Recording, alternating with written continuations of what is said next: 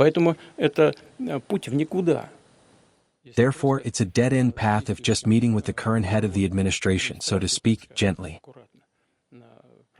It's possible. I've never refused this if the meeting is well prepared and will lead to any possible positive results. By the way, Donald asked me if it was possible to have such a meeting. I said, yes, it's possible. After all, if Zelenskyy is ready, let him come to Moscow, such a meeting will happen. В конце концов, если Зеленский готов, пусть приезжает в Москву, такая встреча состоится.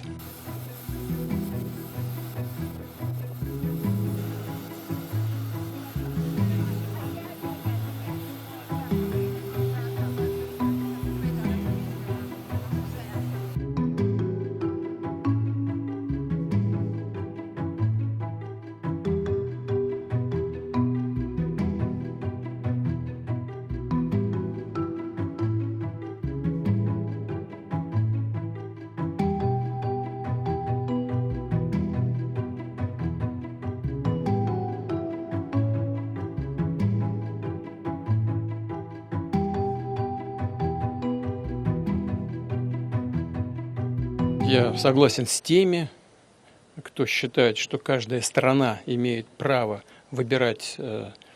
I agree with those who believe that every country has the right to choose for itself a system to ensure its security. This applies to all countries, including Ukraine. But it also means that the security of one country cannot be ensured at the expense of the security of another country, in this case, the Russian Federation.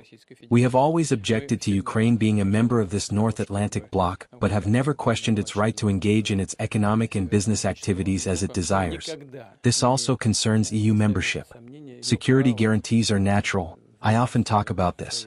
We assume that any country must have these guarantees, a security system, including Ukraine. But this is not related to any exchanges, especially territorial exchanges. Honestly, we are fighting not so much for territories, but for human rights and the rights of people living in these territories, to speak in their own language, to live within their culture and traditions passed down from previous generations, from their fathers, grandfathers, and so on. That's primarily what it's about. And if these people, through electoral democratic procedures, including referendums, have expressed a desire to be part of the Russian Federation, this opinion must be respected. This is democracy. I want to remind those who forget about it. Moreover, this fully complies with international law. I also want to remind about the first articles of the United Nations Charter, where the right of nations to self-determination is directly stated. But we do not link territories directly with security guarantees.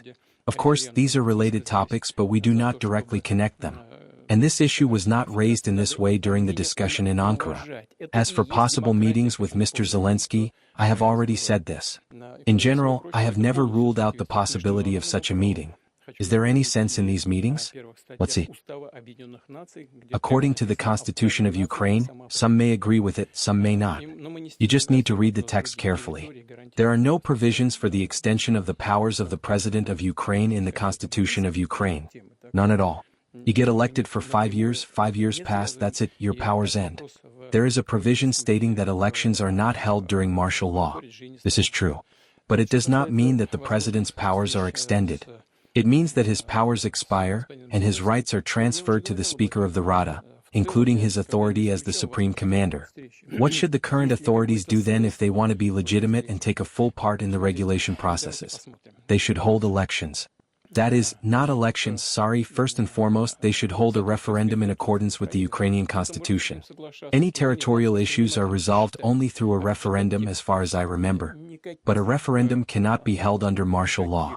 This is also a constitutional provision of the Constitution itself. So, in order to hold a referendum, martial law needs to be lifted. But as soon as this is done, elections need to be held. And this process goes on endlessly. The results of the elections are unclear, but whatever the result, a corresponding conclusion from the Constitutional Court must be obtained afterward. This is written in the primary law. And how to get a conclusion from the Constitutional Court if, after the authorities demanded the Constitutional Court of Ukraine to confirm the extension of the President's powers, and it essentially refused to do so. Do you know what they did in Ukraine? It's funny but a fact. The security stopped allowing the chairman of the Constitutional Court to his workplace. That's it. The show ended there. But not entirely, because he, as far as I know, I don't know where he is now, but for a while he went abroad. But in recent years, the powers of some members of the Constitutional Court have expired. It doesn't have a quorum to make decisions. Therefore, it's a dead-end path if just meeting with the current head of the administration, so to speak, gently.